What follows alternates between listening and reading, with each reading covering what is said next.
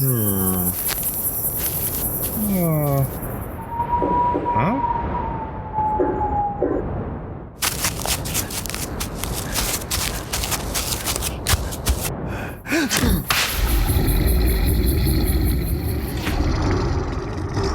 You're listening to Cryptid Clues, featuring your hosts, Taylor Field and Ruben Olson.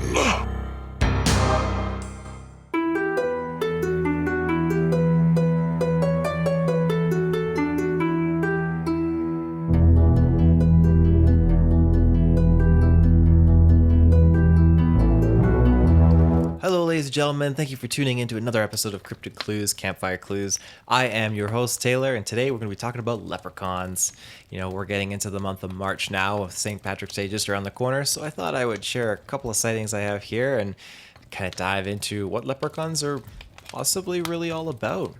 But before we get into that, I just want to share a couple of plugs. You can find us on our website, CryptidClues.ca. You can also find us by email, CryptidClues@gmail.com, and on our social media channels as well, Facebook, YouTube, Twitter, and you can get early ad-free exclusive episodes on our Patreon. So without further ado, let's get into this. This is one possible leprechaun sighting that I had tracked down. Again, there's not many of them, and there's some that are a little bit flamboyant, but I thought, okay, these ones seem very much more contained, and we'll run with them. When I was just a kid, me and my cousin went out looking for a leprechaun in my forest on St. Patrick's Day. So we went into the backyard and entered the forest through a small path that we had made from trekking through there so often. Right as we entered, we all saw something, and I don't know what peeked from behind a tree rapidly, like 3 to 4 times. When we looked around the tree where it was gone.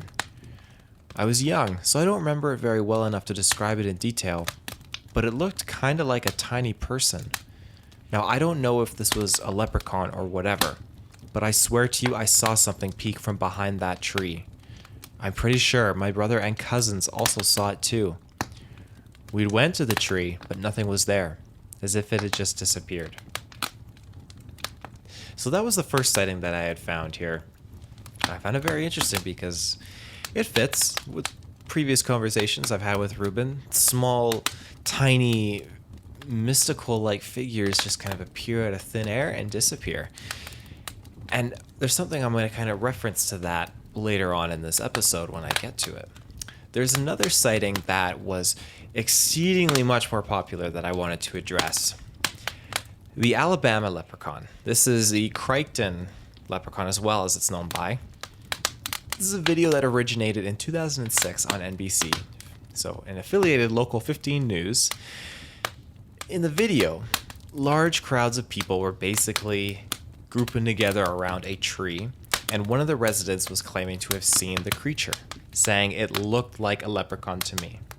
There is a very rough sketch of what was witnessed, which definitely looks like your staple leprechaun as the news video reports it. So there is an individual who first reported seeing the leprechaun. As he states, and I quote, "Halfway through one beer, I'm looking through this tree here and I could see this image. I'm seeing this image. So I do several double takes and he's still there." End quote. According to eyewitnesses, the leprechaun only comes out at night and disappears if you shine a light on it. Again, this encounter gained a massive amount of attention, but for the most part, I personally believe it's deemed more or less to be a hoax. You have all these individuals that had come together, but when looking into why the news crew went out there, they weren't originally called out there to see a leprechaun. They just were called out, hey, we've got a large group of people that have amassed here. We're going to go check it out and see what's going on. In the actual video footage, you can tell something was happening, though. I'll definitely attest to that, because there is a large crowd and a large police presence as well, as if, okay, something happened here. What is going on? We got to figure it out. And to its core, it's attributed to this leprechaun. I'm not saying it wasn't, but I think we just need a little bit more speculation, a little bit more kind of evidence to come out for something like this, because what really was in that tree? Because it hasn't been seen since, that's for sure, and I don't believe there's been any other mentions in that area of anything. So what are leprechauns? They're traditionally known to be members of the fairy family. Tales of these small creatures actually first started appearing in the 8th century. This is when legends about tiny water dwellers, or water spirits as well, began circulating among the Celts. And they're also known to dwell in tiny underground caves or hollow tree trunks. And again, I have mentioned this before, I'm a big advocate of underground highways and that sort of stuff, and this is something that I really do believe in. There's another term called Tommyknockers. And if you're unfamiliar, Tommyknockers are leprechaun-like creatures believed by immigrant coal miners to live in the mines and move tools and such things. Now, this general area where Tommyknockers are prominent would be western Pennsylvania. So, where there's locations where leprechauns were seen above or near a coal mine. Again, they're often being described as dirty, scraggly, sharp-featured looking little men with reddish hair. A lot of people are very sincere when they talk about these sorts of things and when they share their stories. So it's backed by a very strong belief when something like this is encountered, and it makes you want to believe it as well. It's essentially like a United States version of a leprechaun, although alternatively, a Western belief behind Tommyknockers is it's the ghost of a man killed in a mine. So there's a lot of kind of folklore and history that's kind of prominent among, a leprechaun in North America, which is fascinating. I think that's super, super cool. To kind of dive into what I was mentioning before, though, on that first sighting when these two people, or these few people, they encounter something that they think is a little person behind a tree. They go off to see what it was, and it's gone. I attributed this maybe to a puckwudgie, and puckwudgies is something that I actually talked about on a previous episode that I did. However, I will kind of just elaborate a little bit more again on them here. So puckwudgies are basically a human-like creature found in Delaware and Wampanoag folklore. Sometimes said to be about 2 to 3 feet tall, and according to legend, puckwudgies can appear and disappear at will, and even shapeshift. Their most common form is a creature that resembles a porcupine from the back and kind of like a half troll, half human look from the front as it walks upright, and notably uses magic and poisonous arrows. I strongly recommend just Googling and pulling up a photo of a puckwudgie because they are absolutely terrifying looking things, but again, it's been reported that they use these poisonous weapons and they can conjure fire and they have magic that they are able to tap into, which goes hand in hand with your standard kind of leprechaun. I mean, fairies in general, or it's kind of a spoken thing that they can use and tap into some form of element that we are incapable of accessing, at least to our knowledge and degree that we're checking along with. But could it be a puckwudgie? I mean, it remains to be seen, literally. There's a few more explanations as to these things, and I found a couple biblical aspects as well that might shed a little bit more light on what leprechauns are. Leprechauns in general in Ireland have a massive different kind of take than what we do here in Western civilization. It is marketed out the wazoo as the tiny little green man that's drinking beer and pot of gold and all that mumbo jumbo. I personally believe it's a very different kind of setup back east. I'm in Canada, and this is it's the unfortunate standard stereotype here with leprechauns, but I do think that it's much more magical and fairy oriented. I had a gentleman named Carl on one of our episodes not too long ago. He spoke to banshees. He spoke about banshees. He didn't speak to them, but he spoke about banshees, is what I was trying to say on the episode. It was our main topic, and he just provided a lot of insight information, and he spoke a little bit about fairies. And it's very prominent in their culture out there, dealing with fairies. The discussions that are to be had is just through the roof. I can't wait to get Carl back on an episode to actually discuss and go into these kinds of topics, because leprechauns will make definitely a great topic of conversation. Elves, fairies, all those sorts of things. I know some people have attributed leprechauns to being elves, and I would more or less allot them in the category of being fairy related, but to each his own. So before I continue into the biblical aspect, though, I'm just going to jump to a quick ad break, and we will be right back. And we're back. So let's dive into the Book of Enoch, the Book of Jubilees, copies of which were kept by groups including the religious community of Qumran that produced the Dead Sea Scrolls, the Eliud, I'm so bad with my pronunciation, the Eliud, also translated to Elio, are the antediluvian children of the Nephilim. Speaking of Nephilim, me and Ruben just did a Giants episode not too long ago where we talked about the Nephilim a little bit. They're also considered a part angel hybrid race of their own. Like the Nephilim, the Eliud are exceptional in both ability and wickedness. The texts that use the term Eliud are, again, non-canonical, which is worth stating here, in modern Rabbinic Judaism, Western Christianity, and Eastern Orthodox Christianity, but are considered canonical by Ethiopian Orthodox Christians and Beta Israel Jews. Now, if you are unfamiliar with the term antediluvian, that's basically an era that belongs to the time before the biblical flood. It's kind of attributed. If you, in comparison, that doesn't make too much sense. It's kind of like, okay, there's like a Stone Age, the Triassic period. This would be the antediluvian period. So there is this kind of association in the Bible with them, but is it more so straight up your standard leprechaun? Not necessarily, but people kind of associate it with, okay, they're not giants like the Nephilim, but they are children of the Nephilim. And this could stem from, as we know, fallen angels mated with the daughters of Earth and formed Nephilim offspring. And then these Nephilim could have been with, further cross-genetic reproduction with standard human male or females, and then that creates more offspring. And they've become their own hybrid race, essentially.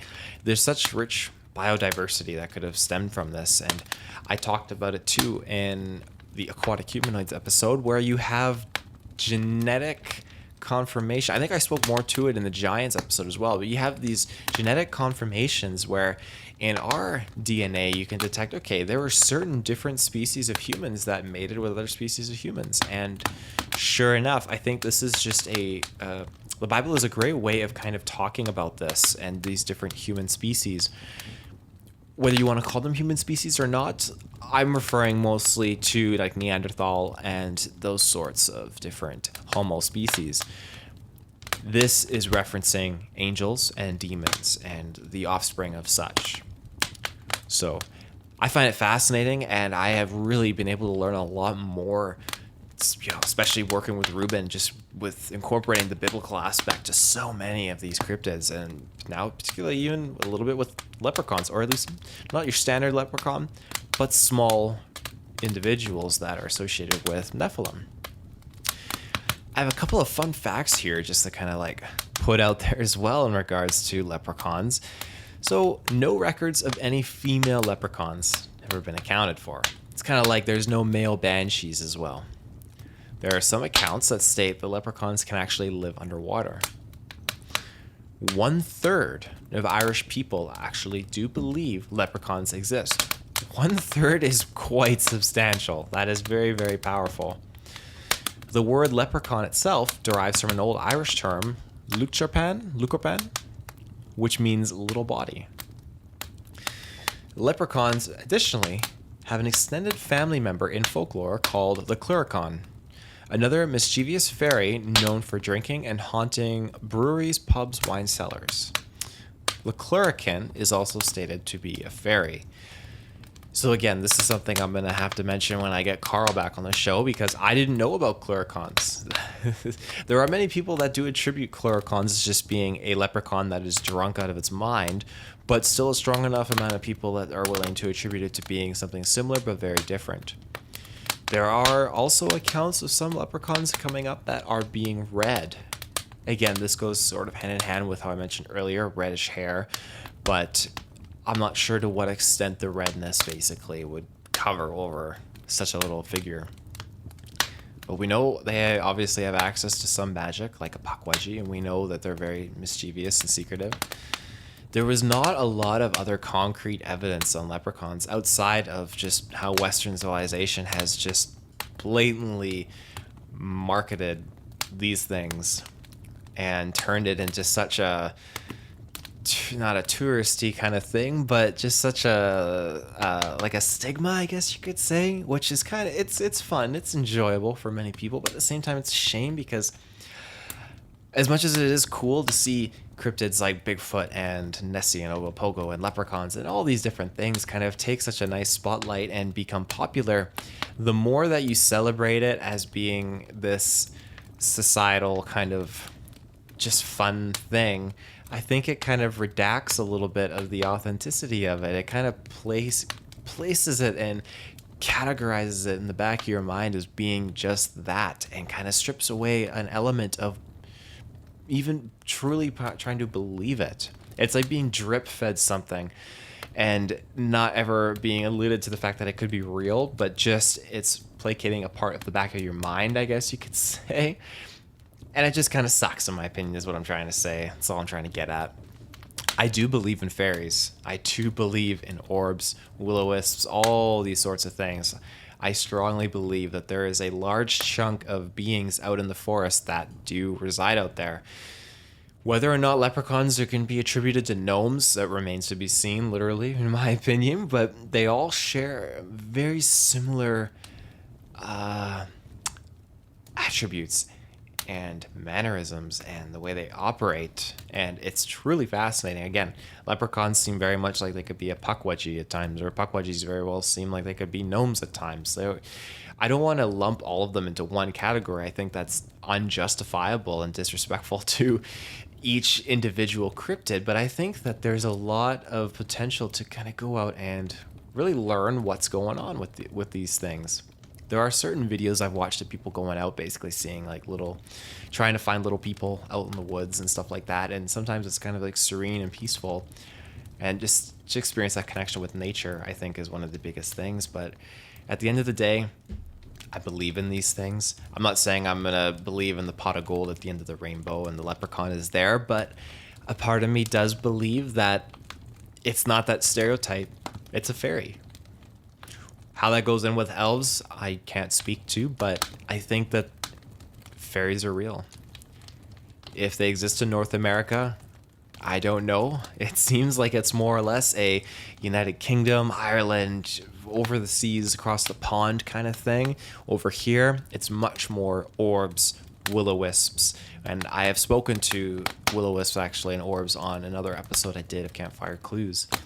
But at the end of the day, all these things seem to just share that sort of connection. And I'm probably rambling on at this point. I'm just absolutely just flabbergasted when I just talk about these things and talking about like the biblical connections, the tie-ins to all of this. And it's really astounding how biblical statements and scriptures can be attributed to present day things. And I think it's something that gets overlooked a lot. I'm not saying the answer is in the Bible. I'm not a religious man myself, but Ruben helps with this. He helps fill in those kind of gaps for me when I'm trying to look, or when I'm doing the research on my own, and it's like, oh, leprechauns? Oh, of course. Yeah, in the Book of Enoch, the Book of Jubilees. Yes, there's references here. Children of the Nephilim, of course. It's like unbelievable. Again, I'm not saying all the answers in the Bible. I'm not super religious, but it's amazing how the Bible is truly a testament to so many things that are cryptid today. It's truly incredible. So that's all I got though on today's episode. Just kind of this sneak in a little bit of the festive kind of St. Patrick's leprechaun vibe, and just kind of share a little bit more information on what leprechauns really could be, and a little bit more of that background and that history. I hope I did you justice, Carl, and kind of like speak a little bit about the Irish folklore behind it and the fairies. It's something, again, you're going to have to, if you're listening, you're going to have to join me on another episode. You were fantastic on the Banshee one, and we're going to talk fairies, because there's so much to get into with fairies. It just blows my mind when I was just going down the list and looking at all these different things. So I'm excited too. I look forward to getting an episode out on that. And until next time, you can find us at CryptidClues.ca. CryptidClues@gmail.com. If you want to send us an email, say hi. And you can also find us on our social media channels as well. Twitter, YouTube, Facebook, and you can find us on the Patreon, where you get ad-free exclusive early episodes available there. So until next time, everyone, stay safe, take care, and we'll see you soon. Have a good one.